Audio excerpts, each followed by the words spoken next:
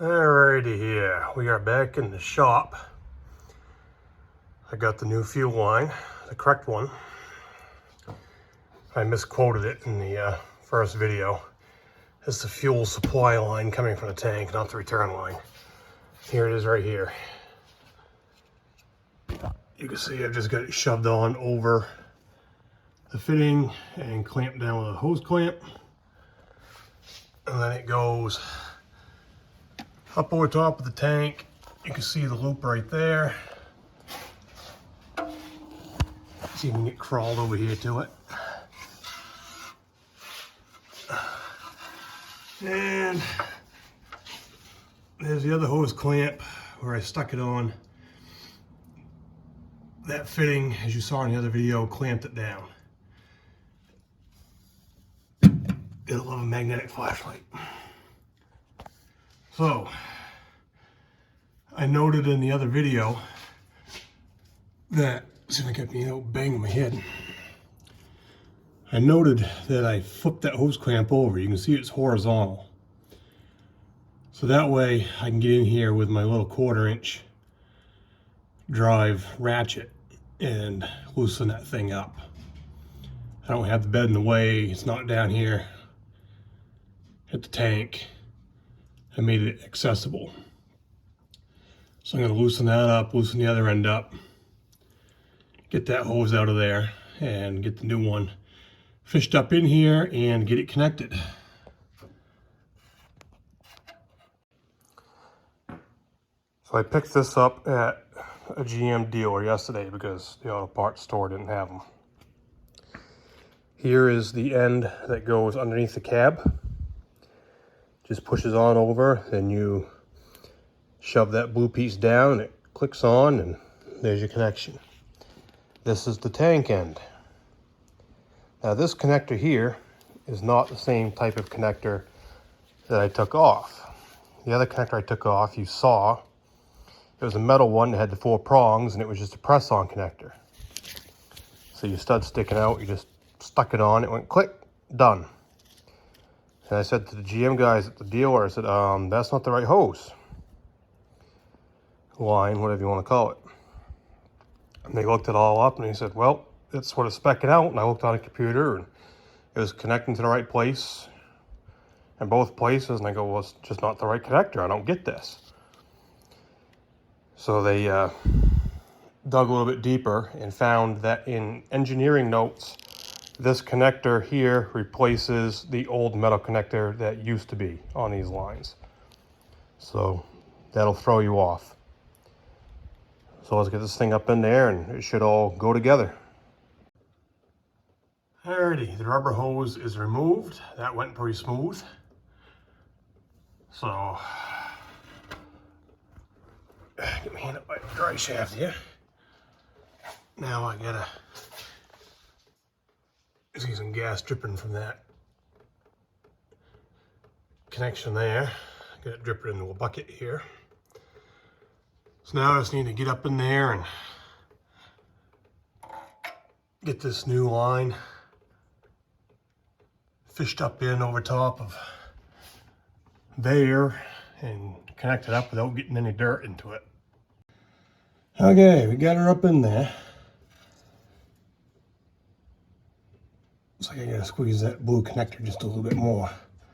Tell you what, they don't give you very much room between this and that.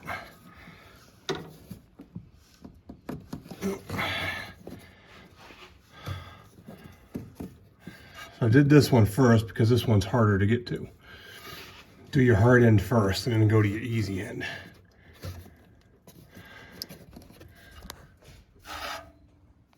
Oh, what do we got?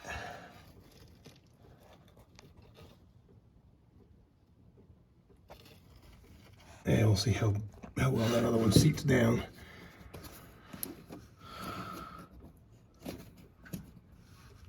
I think it's supposed to. It's not coming off. I think that blue piece is supposed to seat down in there just a little bit more. Let's go take a look at the front and see what we get.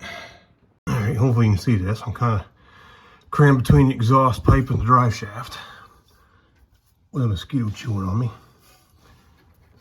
So make sure that these are up. It's going to slide on, push it all the way in, and that will slide down. Yep, there you go. That one is on and secured. The other one is up a little bit, as you saw. It should be down smooth. So I gotta go back and play with that one a little bit.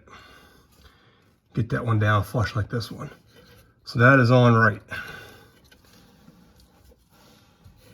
Always tug it a little bit, make sure, because if this does not lock in over that ring you just saw, it's gonna fall right back off again.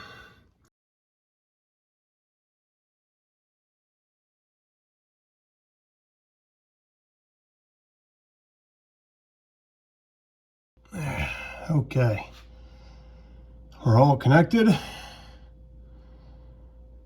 Managed to get it snapped down into the plastic clip there. Another one right up by the cross member. And you can see, if I can get you there, you can see up there the blue clip where it connects onto the tank. So I got a couple, 3 good photos of that up close and personal. It was connected correctly, and the blue clip piece, freaking mosquitoes. The blue clip piece that does the locking was down all the way. I thought it wasn't. It's just a matter of, that's a different shape connector than this one here. So that is good to go. So I'm gonna fire the truck up real quick, make sure we don't have any leaks, and should be ready to roll. You could do this laying outside on the ground on a set of car ramps, but it's a lot easier when you can get underneath something. All right, truck's running. Been going for a couple minutes. Nothing's dripping out on the floor. Looking around up in there. Nothing's squirting, nothing's dribbling.